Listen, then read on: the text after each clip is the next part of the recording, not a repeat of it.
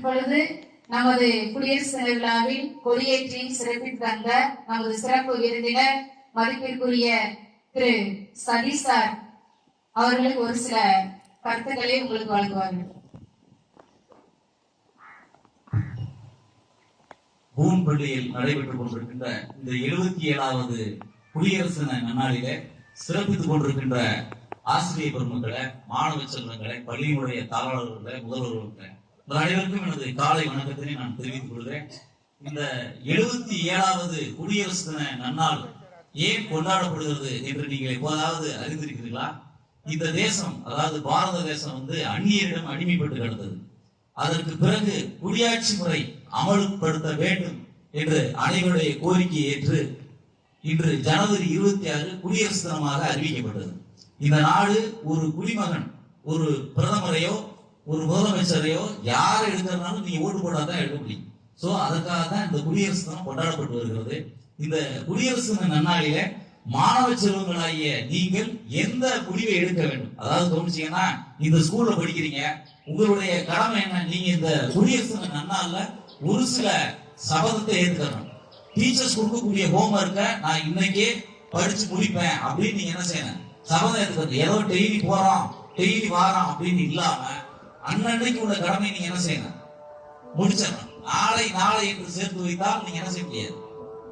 எதையுமே முடிக்க முடியாது. இரண்டாவது, இந்த பள்ளியில் படிக்கக்கூடிய மாணவர்கள் எப்பேற்பட்ட மாணவர்களாக வருவீர்கள் என நாங்க நம்புறோம். பாத்தீங்கன்னா, ஒரு விஞ்ஞானியாக, ஒரு பெரிய தொழிலதிபராக, அரசியல்வாதியாக, ஒரு மருத்துவராக நீங்க என்ன செய்யணும்? வரணும். அதற்கு இந்த பள்ளிக்கூடம் ஒரு கருவியா இருக்கும். அதை நீங்க என்ன செய்யணும்? கட்டாயம் பயன்படுத்திக்கிறது. இப்போ ஒரு வெஹிக்கிள் வருது அப்படின்னா, வெஹிக்கிள் இடிச்சு பிடிச்சிட்டு ஏறுறது அந்த மாதிரி இருக்கக்கூடாது. உன்னுடைய கடமை என்ன? நீ எல்லாருக்கும் முன்மாதிரியா இருக்கணும், ரோல் மாடலா இருக்கணும். அப்படி இருந்தா தான் இந்த பள்ளிக்கும் உங்களுக்கு கற்றுக் கொடுத்த ஆசிரியர்களுக்கும் பெருமை என்பதை நீங்க என்ன செஞ்சிடக்கூடாது, மறந்துடக்கூடாது. இப்ப இருக்கக்கூடிய மாணவர்கள்ட்ட ஒழுக்கமே இல்லைன்னா எல்லா இடங்களையும் கம்ப்ளைண்ட். எங்க போனாலும் பாத்தீங்கன்னா இன்னைக்கு அழிக்க முடியாதா? அழிக்க முடியாது. ஆசிரியருடைய கை எங்கே கட்டப்பட்டதோ, நாளை போலீஸ் ஸ்டேஷன்ல நீங்க கை கட்டி அதுக்கு நாங்களும் உறுதுணையா இருக்க வேண்டிய நிலை இருக்கு. அதனால ஆசிரியர்கள் சொல்லக்கூடியதை நீங்க என்ன செய்யணும்?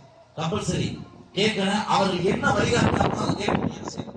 நடக்கணும். இந்த வாய்ப்பு என்பது உங்களுக்கு கிடைக்காது. இப்ப நீங்க பாத்தீங்கன்னா, அரசு பள்ளிக்கூடத்துல நீங்க படிக்கிறீங்க அப்படின்னா உங்களுக்கு இவ்வளவு பெரிய வாய்ப்பு எல்லாம் கிடைக்காது.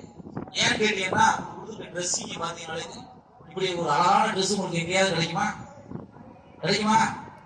அந்த மாணவர்களுக்கு உங்களுக்கும் நிறைய வித்தியாசம் இருக்கு. ஏன்னா சமத்துவம், சகோதரத்துவம் தான் நம்மளுடைய கொள்கை. அதனால மாணவர்களாகிய நீங்கள் உங்களுடைய ஃப்ரெண்ட்ஸுகளோட பேசாம இருக்காதீங்க. இந்த வாய்ப்பு என்பது மிக மிக குறைவு. எல்லா மாணவர்களோட எல்லாரும் என்ன செய்யணும்? பேசணும். சண்டை போட்டுட்டு பிரிச்சிருக்காதீங்க. இந்த குடியரசு தினத்துல ஒரு உறுதிமொழியை எடுத்துக்கங்க. என்னன்னா, என்னுடைய சக மாணவன், உங்க வகுப்பறையில 25 பேர் இருந்தா 25 பேர் நீங்க என்ன செய்யணும்? பேசணுங்கிற வாய்ப்பை நீங்க ஏற்படுத்திக்கணும். ஏன்னா அவன் இந்த அடுத்த வருஷம் வேற ஸ்கூல் போகலாம், இல்ல தொடர்ந்து படிக்கலாம். ஆனா போயிட்டான்னு வைங்களேன், அவன்கிட்ட பேசுறதுக்கான வாய்ப்பு உங்களுக்கு இல்லாமே போயிடும். அதனால என்ன செய்யுங்க? எல்லாரோடையும் பேசுங்க. அதே மாதிரி சின்ன பையனா இருக்கான், எல்கேஜி பையனா இருக்கான், அவனுக்கு நீங்க என்ன செய்யணும்? உரிய மரியாதை கொடுக்கணும். இந்த பள்ளிக்கூடத்தில் படிக்கக்கூடிய மாணவர்கள் மிகச்சிறந்த அறிவாளியா வருவான்னு சொல்லிட்டு தான் எல்லாரும் சேர்த்துட்டாங்க. அதுக்கு உங்க செயல்பாடு தான் எதுவா இருக்கும், காரணமா இருக்கும். அதை நீங்க என்ன செய்ய மனசுல எடுத்துருங்க. குறிப்பா டீச்சர்ஸ் இருக்கக்கூடிய மிகப்பெரிய எல்லா ஸ்கூல்லையும் நான் தமிழ்நாடு முழுக்க பார்க்கும்போது என்ன நடக்கும்? ஈரணி இருக்கும். எங்க போனாலும் ஈரணி இருக்கும். அதை தயவு செய்து விட்டுருங்க. இந்த குடியரசு தினத்துல ஒரு சபதமா நீங்க டீச்சர்ஸ் எடுத்துக்கணும். இது என்னுடைய பள்ளி, என்னால் இந்த பள்ளிக்கு பெருமை சேர்ந்து ஒரு ஆசிரியர் முதல்ல ரோல் மாடலா இருந்தா தான் மாணவர்கள் ரோல் மாடலா இருப்பாங்க. நீங்களே அந்த மாதிரி இருந்தீங்க அப்படின்னா உங்களை படிக்கக்கூடிய மாணவர்கள் எப்படி இருப்பாங்க? அது மட்டும் இல்லாம இந்த குடியரசு தினத்துல ஒரு எல்லாரும் சேர்ந்து ஒரு உறுதிமொழி எடுக்கணும். நெகிழி இல்லாத தமிழகத்தை உருவாக்கணும். நீங்க பாத்தீங்கன்னா எங்க போனாலும் கண்ணாடி பேப்பர்ஸ், கீஸ் சொல்றோமா, கண்ணாடி தாள், அதை நீங்க பயன்படுத்துறீங்க. சோ அதெல்லாம் இல்லாத உலகத்தை நம்ம என்ன செய்யணும்? இந்த மண்ணுடைய வளம் கெட்டுக்கிட்டே இருக்கு. நாம ஒரு பொது உடைமைவாதிகள், அரசியல்வாதிகள் அல்ல. நாமெல்லாம் ஒரு ஆசிரியர். நம்மகிட்ட படிக்கக்கூடிய மாணவர்களுக்காக நம்ம என்ன செய்யறது? அப்படி சொல்லும் பொழுதுதான் என்ன செய்ய முடியும்? மாணவர்கள் அதை ஃபாலோ பண்ணுவாங்க. நம்ம தேசத்தை மாற்றுறதுக்கு ஒவ்வொருத்தரும் இந்த மாதிரி ஒரு சின்ன விஷயத்தை முன்னெடுத்தா தான் என்ன செய்ய முடியும்? முடியுமே ஒழிய எனக்கு என்ன, இந்த தேசம் எப்படி போனா எனக்கு என்ன நீங்க ஒருத்தர் நினைச்சீங்கன்னா ஒரு அப்துல் கலாம் ராமநாதபுரத்துல உருவாக்கி இருக்க முடியும். அதாவது உங்களுக்கு ஒன்றை மட்டும் நான் சொல்லுகிறேன். ஏபிஜே அப்துல் கலாம் அவர்கள் 5வது படிச்சிருக்காரு. ஒரு நாள் சுற்றுலா போன மாதிரி போனாங்க. நம்ம என்ன சுற்றுலா போறதுன்னா கேரளா கூட்டி போனாக்கா அது சுற்றுலா நம்மலாம் மனசுல வளர்த்துட்டோம். அப்படியா இல்ல, அவங்க ஆசிரியர் என்ன பண்ணாருன்னா அவர் பக்கத்துல இருக்க அக்னி தீர்த்த கடற்கரை கூட்டி போய் அப்படியே எல்லாரையும் சுத்தி காமிச்சிட்டு இருக்காரு. அந்த நேரம் வந்து விமானம் ஒண்ணு பறக்குது. பறந்த உடனே எல்லாரையும் பார்க்க சொல்றாரு, இதாப்பா ஹெலிகாப்டர் பார்த்துருங்கப்பா.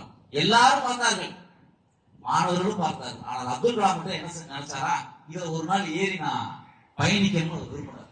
சோ நினைத்தது மட்டுமல்ல, நினைத்ததை அடைவதற்காக பல்வேறுபட்ட முயற்சிகள் அவர் என்ன பண்ணார், மேற்கொண்டார். அதுக்காக என்ன பண்ணார் அப்படின்னா, சுத்து படிக்கும் போது அவர் நினைச்சார் இதுல வந்து நம்ம ஏறி ஒரு நாள் போகணும். கடைசி அவர் ஆக்சுவலா அவர் படிச்சது வந்து சம்பந்தமே இல்லை. இங்க சுவாசம் படிக்கிறாரு, படிச்சு முடிச்சுட்டு அதுக்கப்புறம் திருச்சி சென்ட் ஜோசப் காலேஜ்ல படிக்கிறாரு. படிக்கும் போது அவருக்கு ஒரு சோதனை வைக்கிறாங்க. அந்த ஹாஸ்டல் அவர் இருக்கிறதுக்காக இந்த ஹெலிகாப்டரை ஒரு நாள்ல பிரிச்சு அதை மாட்டிட்டாங்க. அவருக்கு அந்த ஹாஸ்டல்ல இடம் சொல்றாங்க. ஆனா அப்படி யாருமே பண்ண முடியாது. 3 நாள் ஆகும் அதை பிரிச்சு மாட்டுறது. அவருக்கு சாப்பாட்டுக்கே பிரச்சனை.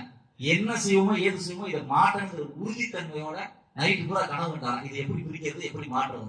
சோ அதை நினைத்தா காலையிலே அதை சாதித்து காட்டினார். அவருக்கு சென்ட் ஜோசப் காலேஜ்ல இடம் கிடைச்சது. அவருடைய திறமைக்கு அந்த வாய்ப்பு கிடைச்சது. அவரு அப்படியே படிச்சுட்டு வரும்பொழுது அவருக்கு இந்த ஹெலிகாப்டருடைய ஆசை நிறைவே இல்லை.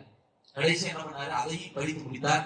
கடைசியில் அதுல வந்து முதல்ல இங்க பாத்தீங்கன்னா அந்த நேவி உடையில ஃபர்ஸ்ட் குடியரசுத் தலைவரா அதுல போன ஓட்டிக்கு போன ஒரே ஆளு அவர். அவருடைய புகழ் இன்னமும் வந்து அது அழிக்கப்படலை. அதனால மாணவர்களாகிய நீங்கள் ஒரு கனவு காணுங்கள், அந்த கனவை மனசுல விதைங்க. அதை நீங்க என்ன செய்யணும், கடைசி வரைக்கும் ஒரு டாக்டர் ஆவேன் அப்படின்னு நினைச்சா போதுமா, போலீஸ் ஆவன் நினைச்சா போதுமா, அதற்கான முயற்சி வந்து உங்கள்ட்ட என்ன செய்யணும் இருக்கணும். அதற்கு இந்த பள்ளிக்கூடம் என்னவா இருக்கு, ஒரு வாய்ப்பா இருக்கு. இப்ப நீங்க கவனிச்சீங்கன்னா புதுமடன்னு சொன்னா எனக்கு ஒரு பூம் ஸ்கூல் தான் ஞாபகத்துக்கு வருது. அது மாதிரி இந்த பள்ளி ஒரு அடையாளமா அந்த பள்ளிக்கூடம் இருக்கிற மாதிரி இந்த பள்ளிக்கூடத்தில் படித்த மாணவர்கள் நிச்சயமாக நீங்க எப்படி வருவீர்கள், ஒரு பெரிய சாதனையாளர்களா வரணும். அப்படி வரும்போதுதான் இந்த பள்ளியானது தமிழ்நாடு முழுக்க எடுத்து செல்லப்படும். பாத்தீங்கன்னா இப்ப நான் எந்த மாவட்டத்துக்கு போனாலும் ராமநாதபுரம் என்ன எல்லாம் நினைப்பாங்கன்னா, ஐயோ ஒரு அப்துல் கலாம் பிறந்த மண்ணில இருந்து வந்திருக்கான்னு ரொம்ப ஆச்சரியமா பார்ப்பாங்க.